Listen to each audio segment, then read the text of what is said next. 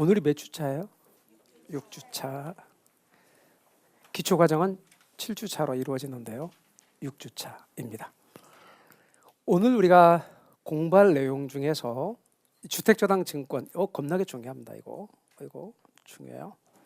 지난 시간에 금융 부분에서 앞쪽에서 중요한 부분은 저당의 상환 방법이라고 말씀을 드렸고, 뒤쪽에서 많이 중요한 부분은 주택저당증권, 이 부분이 많이 중요해요.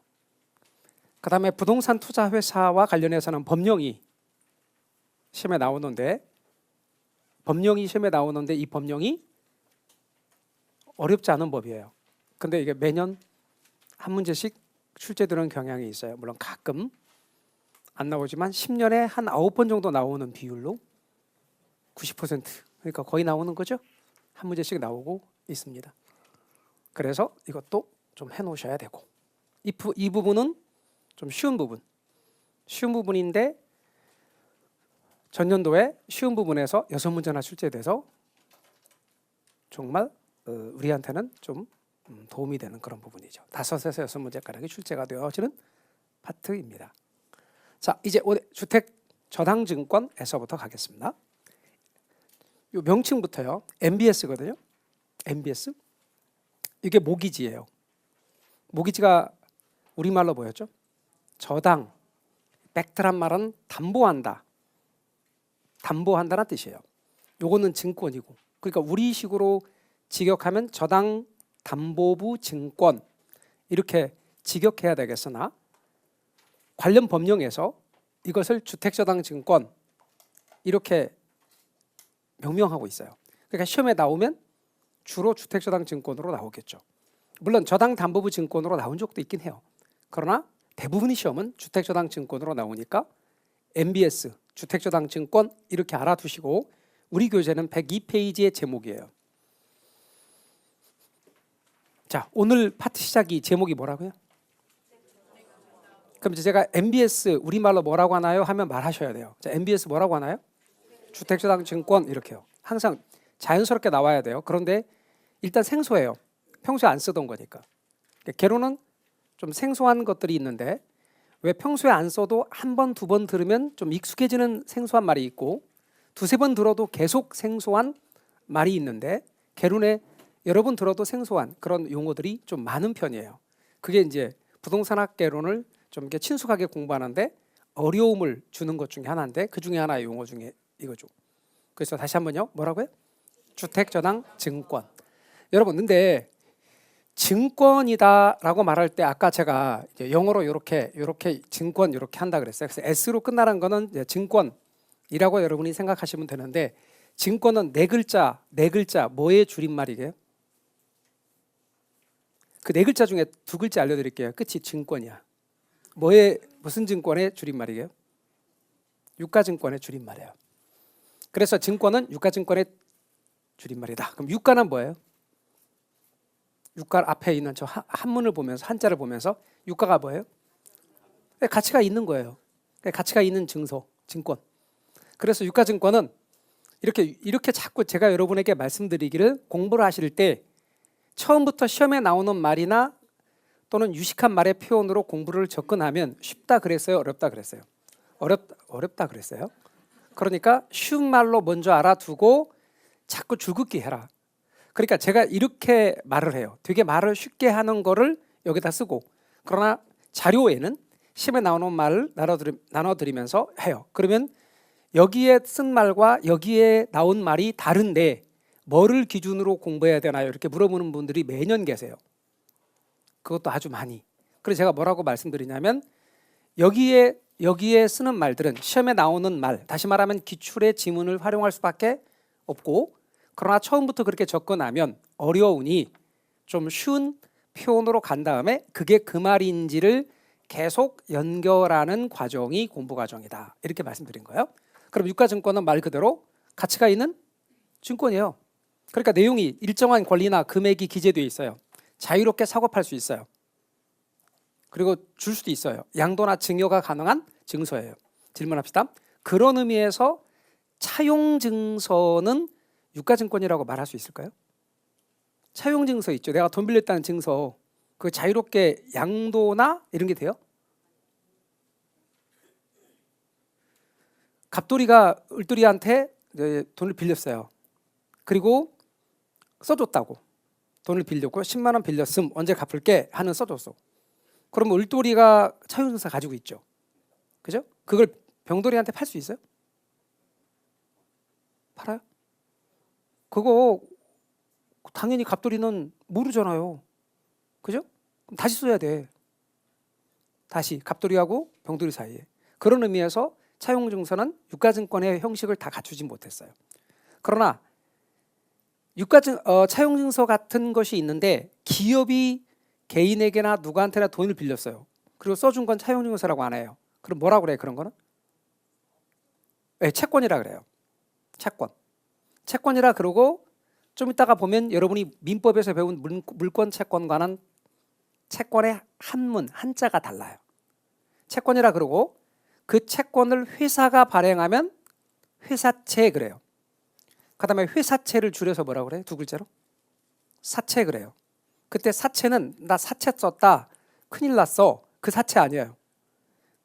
개인끼리 이제 돈 빌리는 그 사채가 아니라 회사 할 때 쓰는 사채예요. 그래서 회사채 또는 사채 이렇게 말해요. 그럼 정부가 돈을 빌리고 써준 건 국채, 공기업들이 돈을 빌리고 써주는 건 뭐 공채, 싸잡아서 국공채, 금융기관들이 써주는 거는 그냥 은행채 이렇게 말하기도 해요.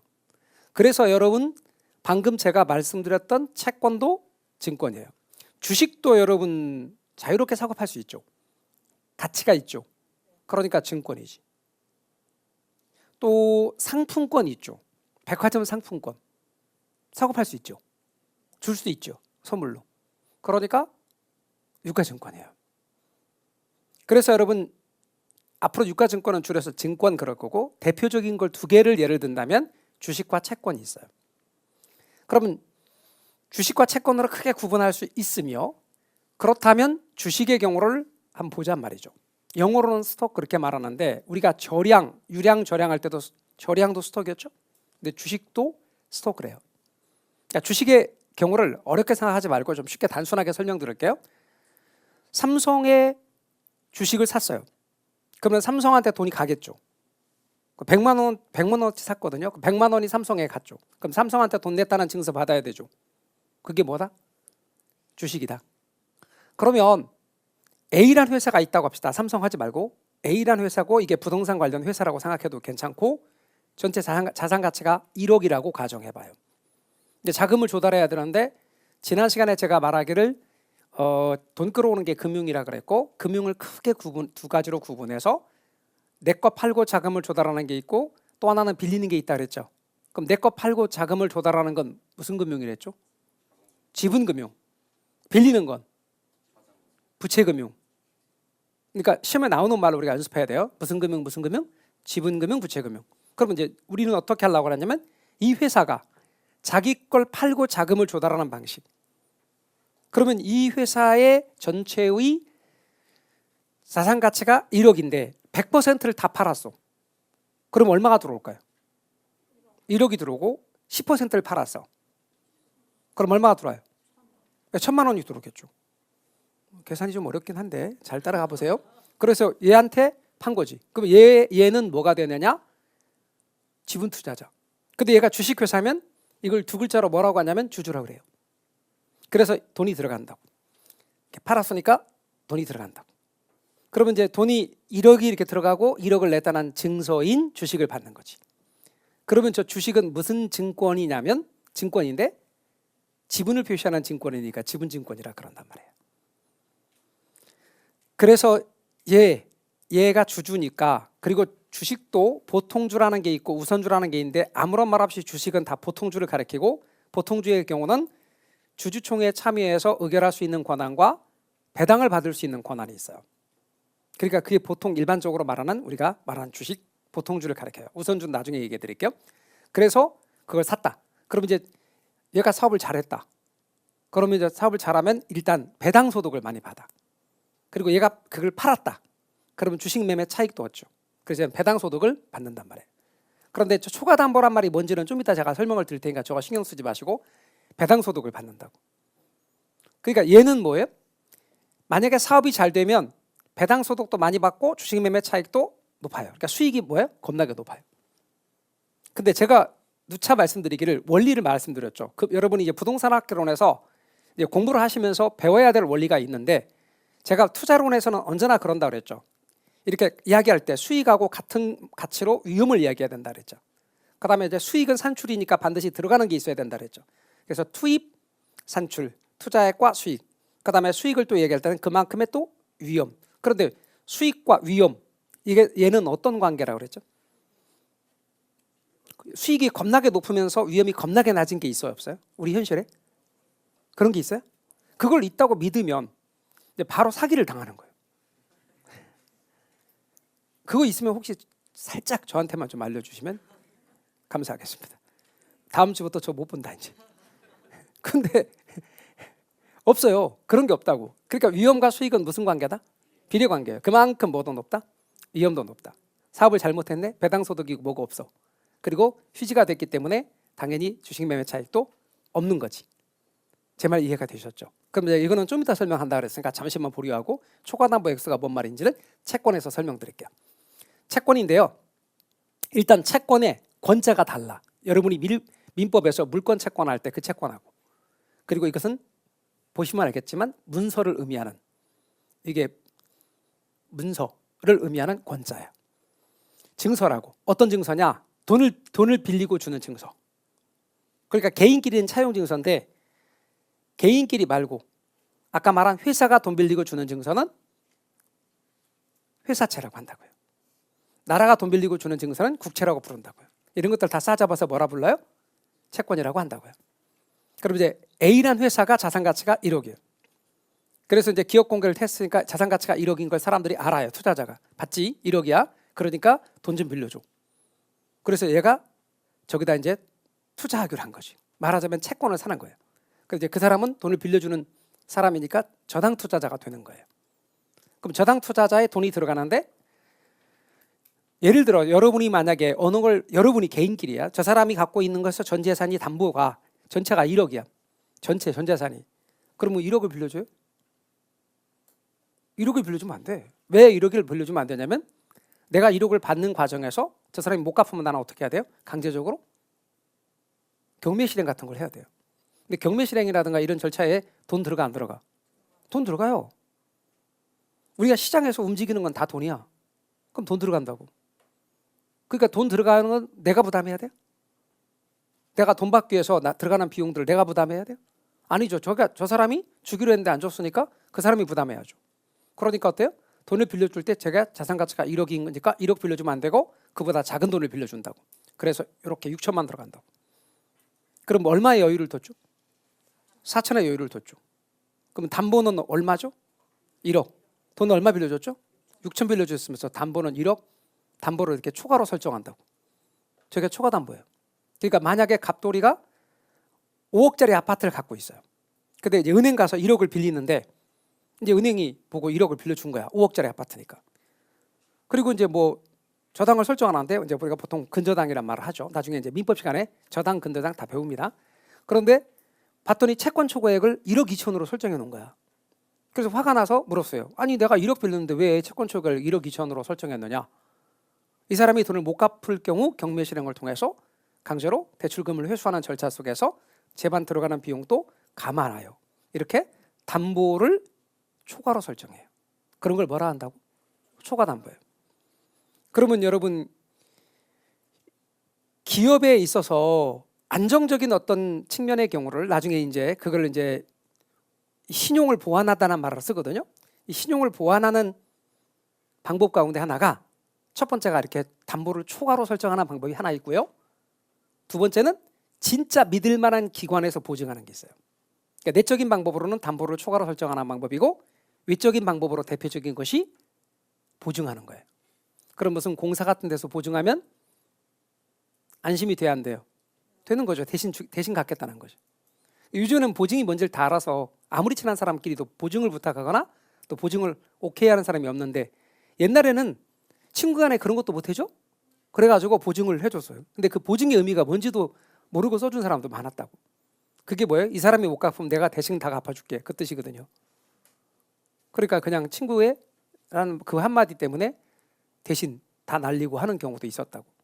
그래서 이 보증과 초과담보는 신용을 보강하는 되게 중요한 방법 중에 하나인데, 첫 번째로 초과담보.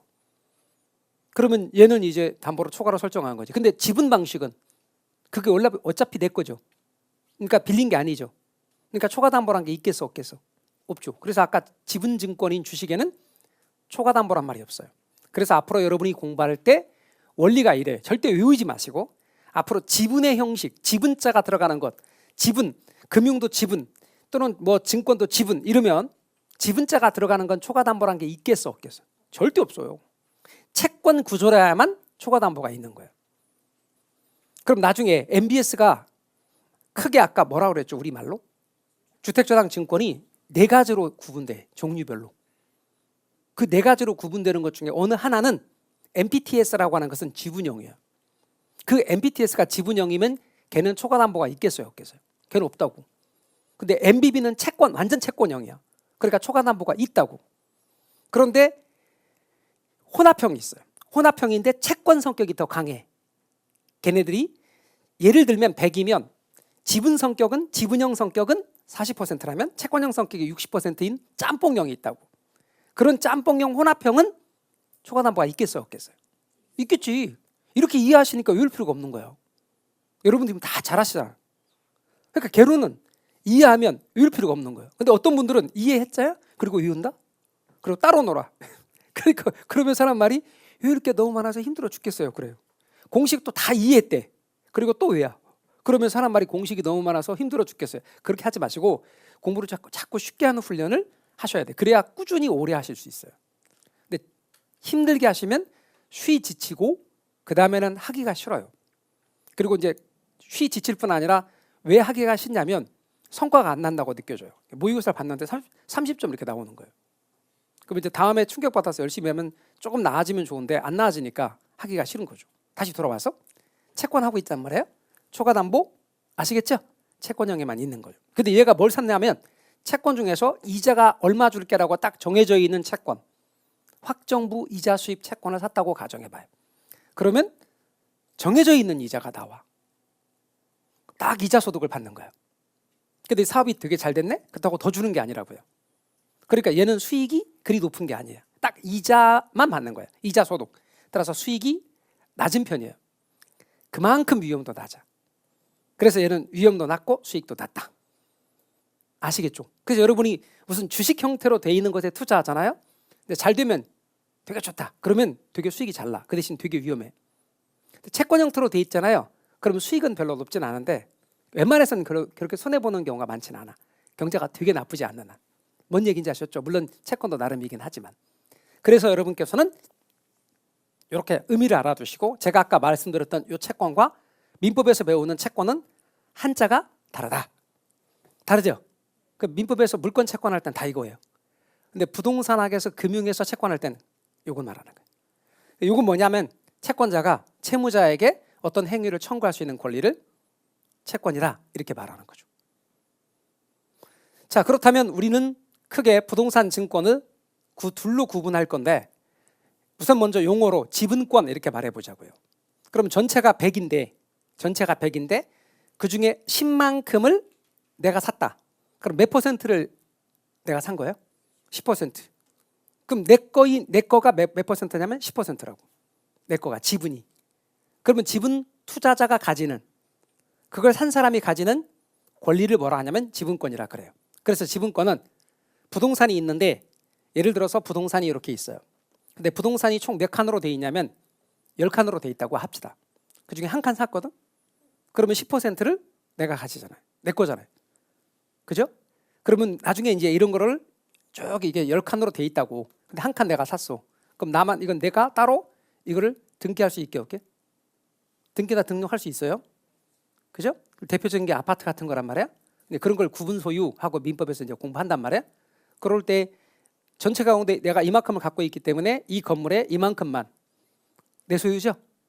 그걸 뭐라고 하냐면 지분이란 표현을 쓰고 지분 투자자가 가지는 권리를 지분권이라고 말한다고. 그럼 나는 이거 팔 수 있어 없어? 팔 수 있지. 그래서 여러분 저당권은 돈을 이제 빌려준 사람이 돈을 빌려준 저당 투자자가 부동산에 대해 가지는 권리를 저당권. 대표적인 예가 제가 돈 못 갚으면 강제로 경매 실행을 통해서 대출금을 회수할 수 있는 권한. 그런데 이런 지분권을 팔아서 자기 자본을 조달할 수 있다 그랬어요? 그렇죠? 그게 무슨 금융이랬죠? 지분금융이라 그랬지. 그럼 이제 이렇게 저당을 설정하거나 채권 같은 걸 발행해서, 여기서 사채는 회사채 같은 채권을 발행해서 돈을 빌리는 거는 무슨 금융이라 했어요? 부채금융이라 그랬죠. 그러면 이제 지분금융의 대표적인 예가 아까 주식 같은 것이에요. 그래서 지분증권의 경우를 예를 든다면 지분증권은 지분증권과 부채증권이 있는데 지분금융을 얻을 목적으로 발행하는 증권이 지분증권이고 대표적인 게 뭐라고 그랬지 아까? 주식이라고. 그러면 이제 우리가 삼성전자 주식을 얘기할 수는 없잖아요. 지금 왜냐면 우리는 부동산 학이니까. 그러면 삼성전자와 같은 어떤 주식회사가 있다고 치고 근데 그게 부동산 관련 회사야. 그리고 걔가 주식회사니까 증권시장에 상장이 돼 있는 이렇게 주식을 발행한다 치면 그러면 그 주식 발행을 통해 자금을 조달할 거 아니냐고요. 그런 대표적인 회사가 뭐냐면 부동산 투자회사. 아까 말한 부동산 투자회사 니치. 이게 주식회사예요. 그러니까 투자자들은 증권시장에 상장되어 있는 부동산 투자회사에 주식을 살 수 있다고. 그러면 이제 투자자의 돈이 들어간다고. 그때 그 부동산 투자회사의 증권이 뭐냐면 지분증권. 주식이 지분증권. 그리고 그렇게 자금을 조달하는 좀 이따가 부동산 투자회사는 무슨 금융? 무슨 금융? 지분금융. 근데 부채금융은 아까 제가 뭐냐면 이렇게 부동산을 담보로 하거나 아니면 채권 같은 걸 발행해서 돈 빌리는 게 부채금융이라고 그랬고 이때 부채금융을 얻기 위해 발행하는 증권을 부채증권이라 불러요. 그 대표적인 게 채권이라고. 그런데 이제 우리 아직 채권에 관한 이야기를 안 했으니까 예컨대 주택 상환사채 제가 이제 이렇게 나중에 말할 건데 이 말은 공법에서도 나온다고. 주택 상환사채 채권이야. 그런데 아직은 우리가 이제 공부가 처음 시작하는 단계니까 그거 말고 지금까지 들어본 이야기로 해당되는 걸 말해보면 지난 시간에 ABS 들어봤어요? 안 들어봤어요? 들어봤죠? 우리말로 뭐라고 그랬죠?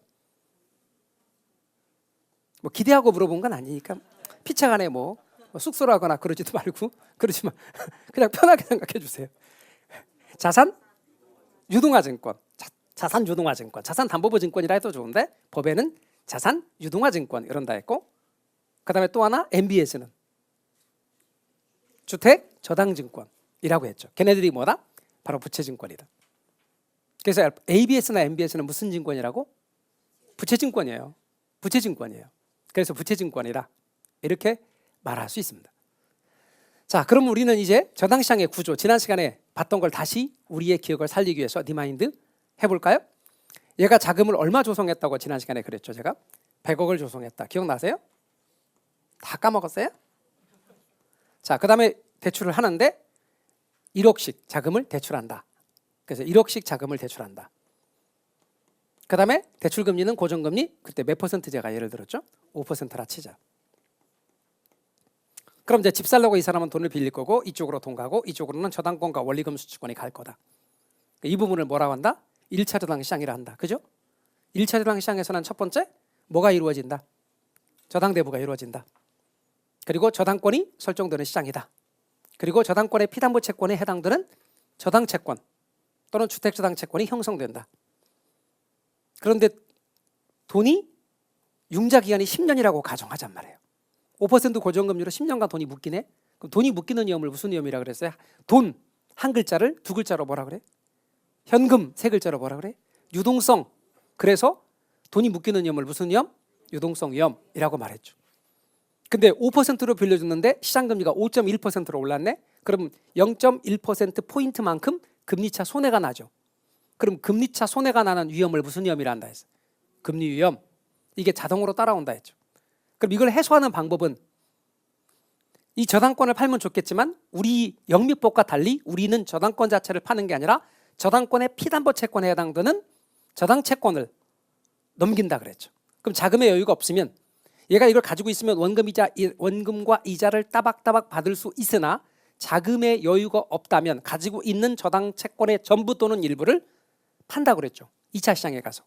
그러면 유동화를 담당하는 중개기관이 어디라고 그랬어요? 한국주택금융공사 자꾸 말하셔야 돼. 그거 말할 수 있어야 돼요. 그러면 TV에서도 광고도 했었네? 하고 하는 걸 알게 돼. 그게 이게 여기였구나. 지금도 광고하고 있어요. 그런데 관심이 없기 때문에 그게 걘지 모르는 거야. 여러분 한국주택금융공사 거기다가 넘기는 거죠. 그러면 얘는 한국주택금융공사는 MBS 발행을 위해서 이렇게 온 저당채권들을 종류별로 딱 모아가지고 구분을 해, 분류를 해. 그래서 투자자가 사기 쉽도록 상품을 만드는데 그 상품의 이름이 뭐라 그랬어요? MBS, 우리말로 주택저당증권을 발행한다고. 그럼 투자자가 이걸 살려면 이 MBS의 수익률이 만일 4%라 치면 MBS의 수익률하고 투자자의 무엇을 비교한다 그랬어요? 요구 수익률을 비교한다 그랬죠. 그래서 투자자의 요구 수익률이 만일 3%라고 한다면 이 경우는 투자를 한다. 그런데 이때 유념할 것이 MBS의 수익률이 1차 저당 시장의 대출금리보다 낮아야 된다. 그래야 여기서 5억 벌어서 이쪽에 4억 지급하면 1억의 차익이 생기니 유동화가 될 수 있다. 그러나 얘가 6%면 투자자는 사겠지만 얘는 유동화할 이유가 없다. 왜? 유동화할 때마다 5억 벌어서 6억을 지급해야 되니 1억만큼 손해가 난다. 그래서 기본적으로 저당이 유동화되게 한 조건은 금리의 순서가 얘가 제일 높고 그 다음 중간, 얘가 제일 낮은 이런 구조를 가지고 있어야 된다. 그래서 돈이 들어가요. 돈이 들어왔어요? 돈이 들어왔어요. 이 부분을 몇 차 시장이라 한다? 2차 시장이라 한다. 그러면 2차 저당 시장의 경우는 저당 대부가 이루어지는 게 아니라 저당의 유동화가 이루어지는 시장이고 여기서 형성됐던 저당 채권이 유통되는 시장이라 그랬어요. 얘는 1차에도 들어가고 2차에도 들어간다.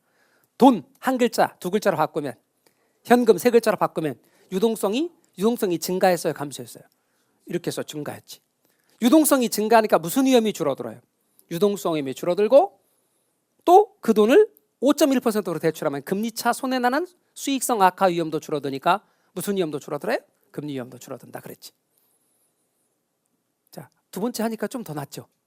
그죠? 이게 반복이에요. 이렇게 10번쯤 한다고 생각해봐. 그러면 이렇게 하는 게 정상인데 뭔 말인지 모르겠어요. 뭔 말인지 한 개도 모르겠어요.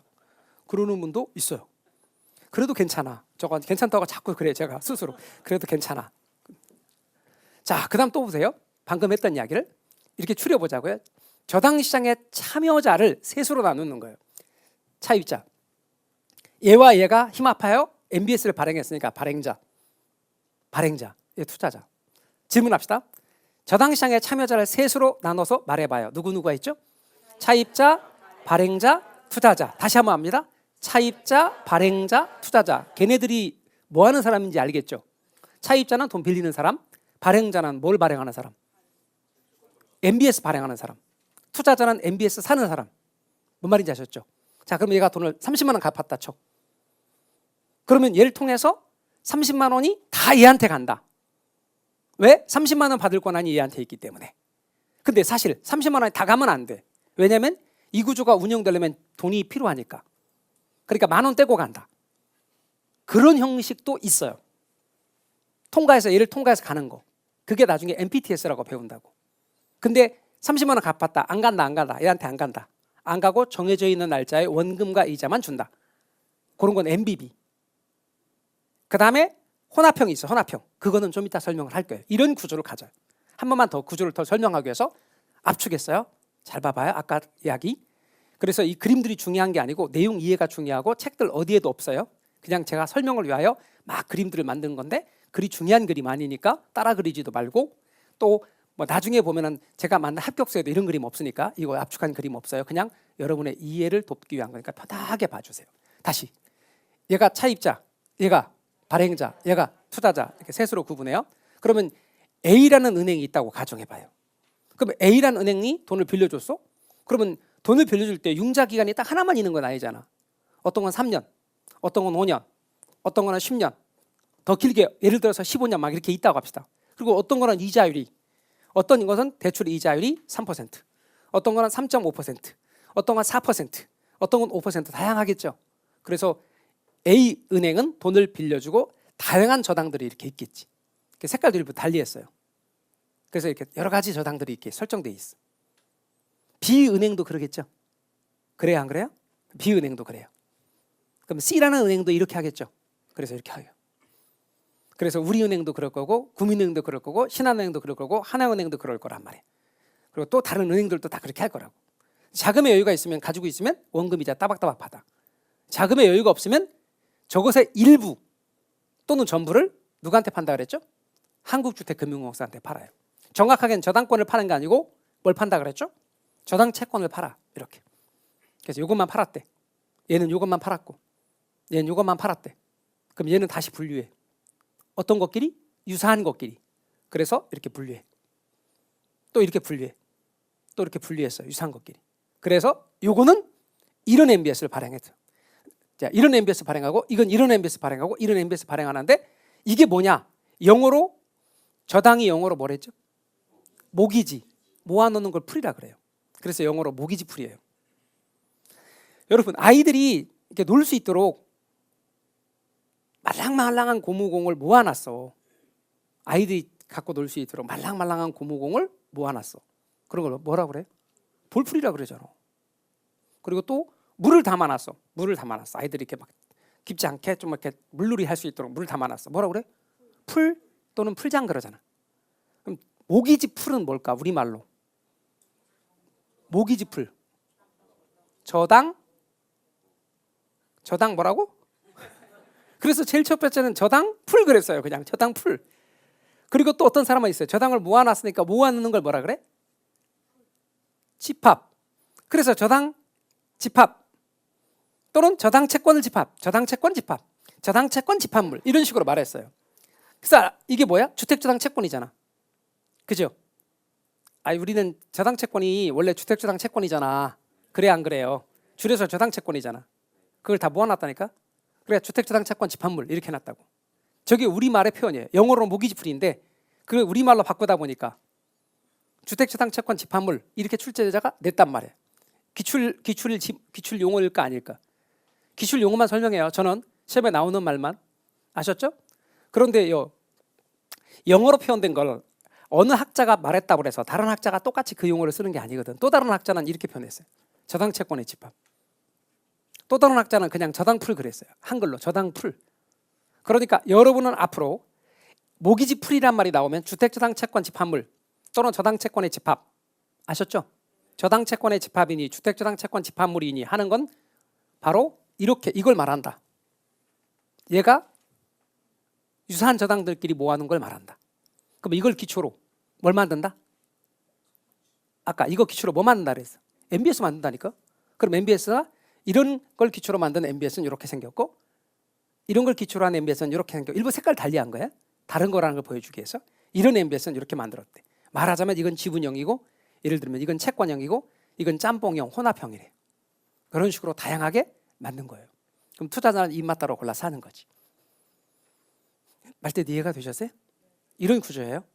그러면 이제 우리는 제가 아까 말한 지분형, 채권형, 혼합형을 지금부터 소개를 드리려고 해요. 제일 첫 번째는 지분형. 지분형 MBS의 경우 대표적인 예가 뭐라고? MPTS입니다. MPTS인데 저걸 우리말로 하는 이체증권 이런 말보다 MPTS로 기억해 주십시오. 학자마다 부르는 말이 다르니까. 그런데 영어를 잘하는 분은 이렇게 해도 괜찮습니다. 그리고 이게 패스스루가 아까 제가 말했던 통과해서 가는 겁니다. 말하자면 이런 얘기죠.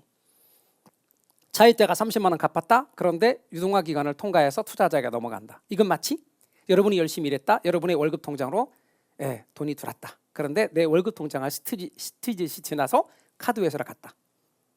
그러니까 내 월급 통장은 뭐다? 그냥 스쳐 지나가는 바로 패스스루 통과해서 가는. 그래서 옛날에 초창기에는 그냥 패스스루형 그렇게 말했는데 지금은 이체증권 이렇게 말하기도 하고 그러나 여러분은 한글은 모르셔도 MPTS 그러시면 됩니다. 그게 훨씬 더 중요합니다. 몇 배나. 그다음 또 하나 이거 모르셔도 됩니다. 그냥 MPTS 그거 하나만 하면 됩니다. 근데 말이죠. 미국에서 MPTS가 제일 먼저 나왔습니다. 이 MPTS는요. 위험도 높고 수익도 겁나게 높습니다. 얘는 특징이 수익이 아주 높아.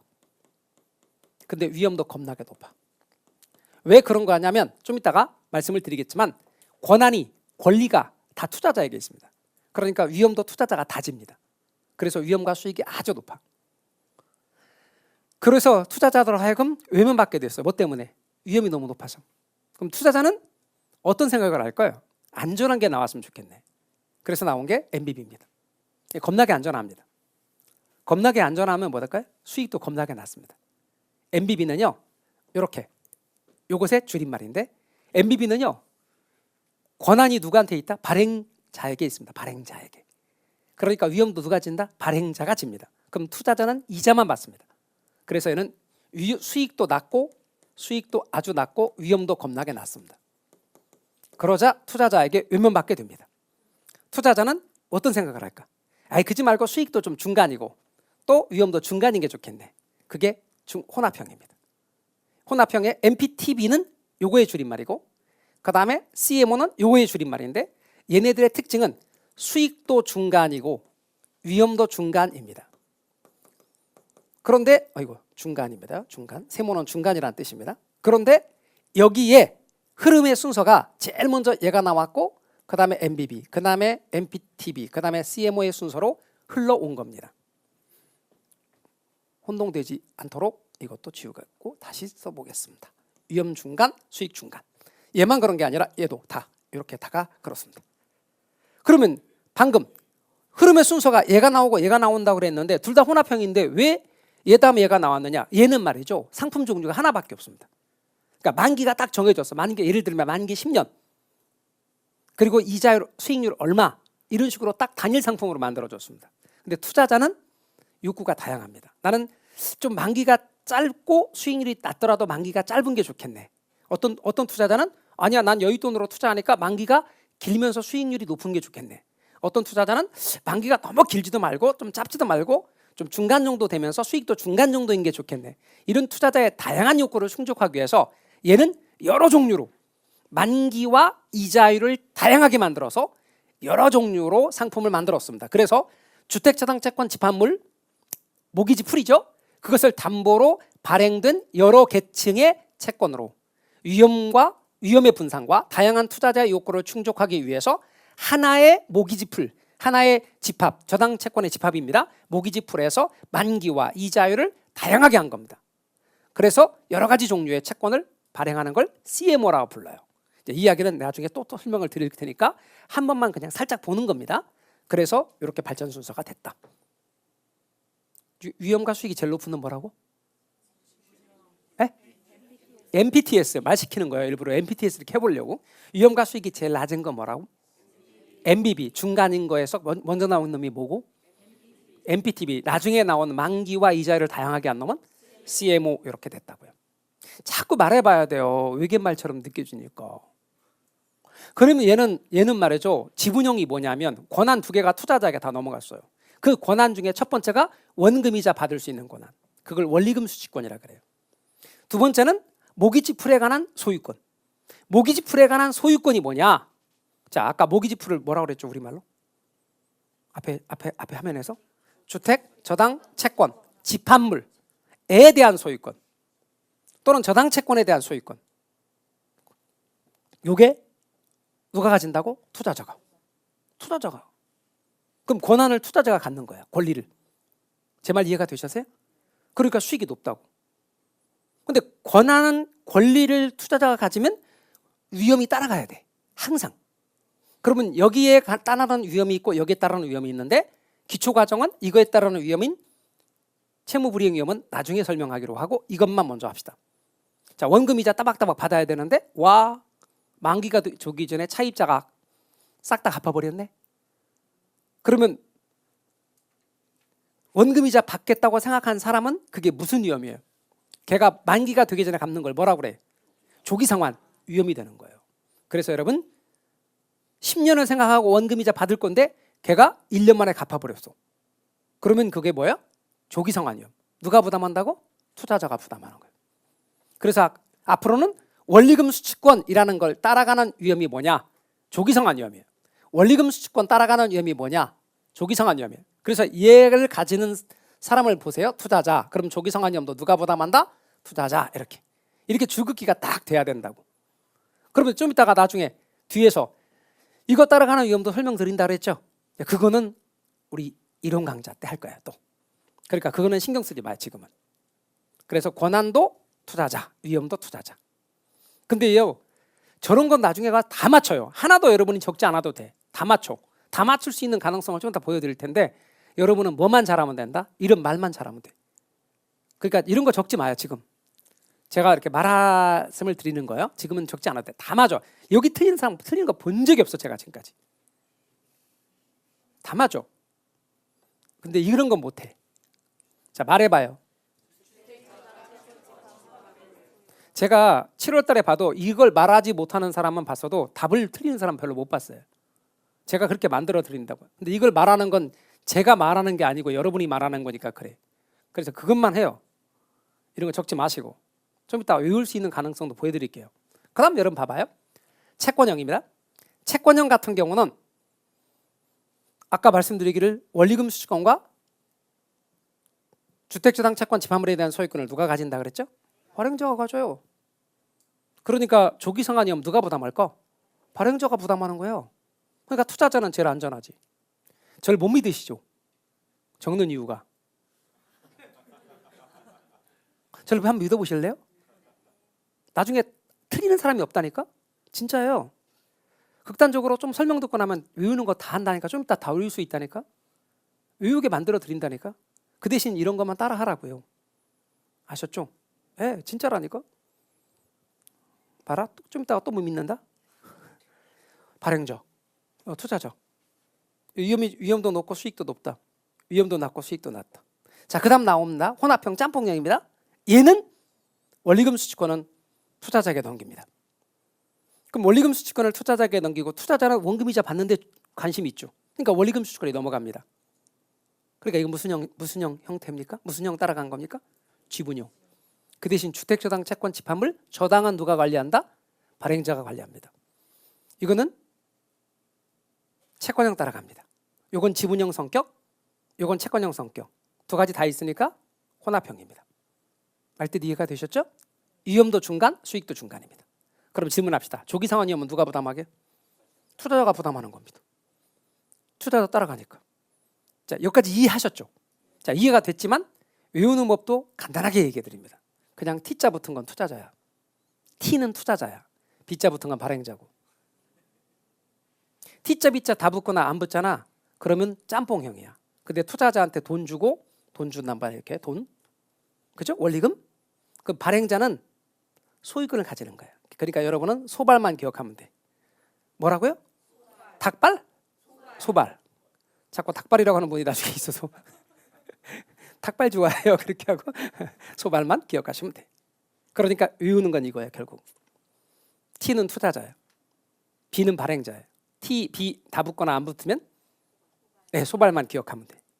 끝이에요. 그러니까 적을 게 하나도 없어. 나오는 거 안 틀려. 그런데 뭐를 못하느냐? 자, 이거 말해봐요. 그러면 무기지프를 우리말로 뭐라 그랬죠? 그러면 뭐라 그랬더라? 주택 뭐라 그랬더라? 이렇게. 그래서 그것만 자꾸 하세요. 자, 원리금 수취권. 또 하나 뭐라고요? 주택저당 채권 집합물에 대한 소유권 또는 저당 채권의 소유권. 이런 말들을 자연스럽게 나올 수 있도록 반복하시면 된다. 됐죠? 됐어요. 저거예요. 그래서 여러분 외우는 건 저걸로 끝나는 거예요. 그리고 나중에 그대로 여러분이 답을 다 잘 맞히시더라. 그럽니다. 됐나요? 네. 자, 그다음 부동산 투자회사 이야기 잠깐 할게요. 여러분 부동산 투자회사는 자산을 부동산에 투자하여 운용하는 것을 주된 목적으로 설립된 회사인데요. 구조가 이래요. 일반 투자자들이 증권시장에 상장되어 있는 부동산 투자회사의 주식을 사는 거예요. 그럼 이제 돈이 들어가죠. 그럼 얘가 전문적인 지식과 경험의 바탕으로 여기다 투자하는 거예요. 이런 투자 대상에다가. 그럼 돈이 투자됐고 거기서 수익이 나오겠죠. 그럼 그 수익을 배당하는 거예요. 투자 비율에 따라서. 그러면 이 구조가 직접 투자계예요, 간접 투자계예요? 간접 투자예요. 이렇게 증권시장에 상장되어 있는 주식을 투자자가 사는 방식, 얘가 자금을 조달할 때 주식 발행을 통해 자금을 조달하는 이런 방식을 뮤추얼 펀드라 그래요. 뭐라 한다고요? 뮤추얼 펀드. 부동산의 경우는 부동산 뮤추얼 펀드. 그러니까 뮤추얼 펀드가 뭐냐? 이렇게 주식 발행을 통해 자, 이렇게 적으려고 하지 마요. 글자로 보여드리려고 하는 거예요. 주식 발행을 통해 투자자를 모집해서 형성된 이 돈을 전문 운용 회사, 여기서는 부동산 투자 회사가 여기다 맡기면 여기다 투자할 거 아닙니까? 그래서 모은 이 돈을 투자자에게 배당금의 형태로 되돌려주는 이런 형태를 뭐라고 하냐면 부동산 뮤추얼 펀드. 그러니까 MBS 여기에 니츠 부동산 투자 회사는 부동산 뮤추얼 펀드에 해당되는 거지. 제 말 이해가 되셨나요? 그래서 부동산 뮤추얼 펀드다 이렇게 말해요. 그래서 앞으로 여러분 이 사람이 여기다가 일종의 투자한 건 돈 맡긴 거고, 그러면 얘가 전문적 지식을 통해서 나오는 수익을 투자 비율에 따라 배당한다. 그럼 여기에 세금을 뭐라고 그러게? 법인세라 그래. 여기에 세금을 뭐라고 하게? 소득세, 개인 소득세가 되는 거예요. 그래서 여러분 이런 부동산 투자 회사는 좀 이따 보면 알겠지만 자기관리 부동산 투자 회사 말고 위탁관리와 기업 구조조정 부동산 투자 회사는 페이퍼 컴퍼니, 말하자면 명목회사인데, 이런 명목회사를 만드는 가장 주된 목적은 이 부분이 비과세돼요. 비과세 내지는 세금이 줄어드는 효과, 절세가 가장 큰 목적이에요. 직접 투자라고 그랬어요? 간접 투자라고 그랬어요? 간접 투자 방식이에요. 근데 이렇게 자금을 조달하는 방식은 지분금융이래요? 부채금융이래요? 지분금융이래요. 저는 아까도 제가 계속 그랬죠. 지분금융이라고. 그래서 여러분 지분금융 방식이다. 자, 원리 이해하셨죠? 그 다음 또다시 부동산 투자회사 3종 세트는 자기관리, 위탁관리, 그 다음에 혼합관리가 아니라 기업 구조조정을 목적으로 만든 회사예요. 근데 이거는 건물이 있고 대표이사 있고 상근 임직원이 있으니까 실체회사예요. 그리고 자산관리도 이렇게 해요. 자산운용 전문 인력을 포함한 임직원을 상근으로 두고 직접 자산의 운용 투자를 해요. 그게 뭐다? 자기관리 부동산 투자회사예요. 그런데 위탁관리 부동산 투자회사나 기업 구조조정 부동산 투자회사는 페이퍼 컴퍼니, 명목회사예요. 그러니까 얘는 직접 하지 못하고 자산관리회사라는 곳에 위탁해서 관리해요. 근데 자산관리회사는 당연히 실체회사예요.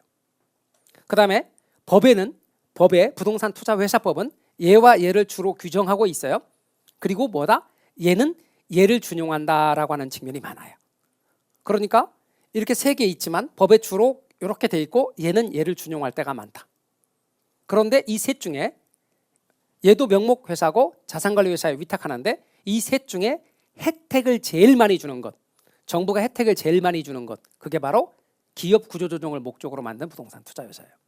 그래서 나중에 여러분 제가 답 찍는 법도 알려드리면 여러분 법에 뭐뭐뭐 해야 한다 하는 것과 단 그러하지 아니한다 것 중에서 어느 게 좋은 거예요?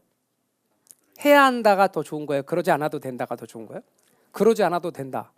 제한 없다가 좋은 거예요? 뭐뭐 해야 한다가 좋은 거예요? 제한 없다. 의무사항이다가 좋은 거예요? 의무사항 아니다가 좋은 거예요? 그런 것들이 대부분 다 적용되는 건 얘예요. 그렇지 않는다. 의무사항 아니다. 제한 없다. 그렇게 적용되는 건 대부분 다 얘라고 생각하면 돼. 그게 답을 찍는 요령이라고. 그러니까 여러분은 전체를 내용을 볼 때 그런 내용을 이해하잖아요. 우리가 이렇게 시험 문제를 다 알고 푸는 경우는 그리 많지 않아요. 그래서 저는 그 답 찍는 연구 진짜 많이 했거든요.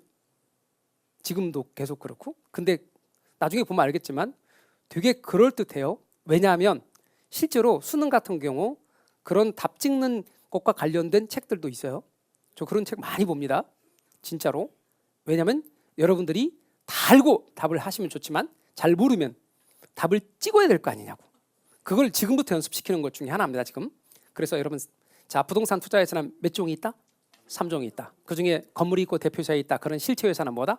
자기관리 부동산 투자회사고, 나머지 두 가지는 뭐가 있다?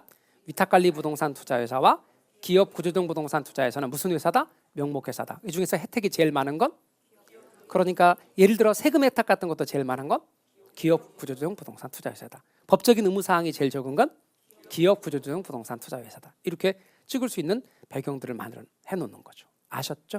됐습니다. 거기까지가 금융입니다. 그 다음 부동산 개발 관리론인데 여기는 6문제가량이 출제됐다고 말씀을 드렸고요. 본격적으로 부동산 이용 우리 쉬었다가 여기서부터 들어갈게요. 쉬었다 하시죠.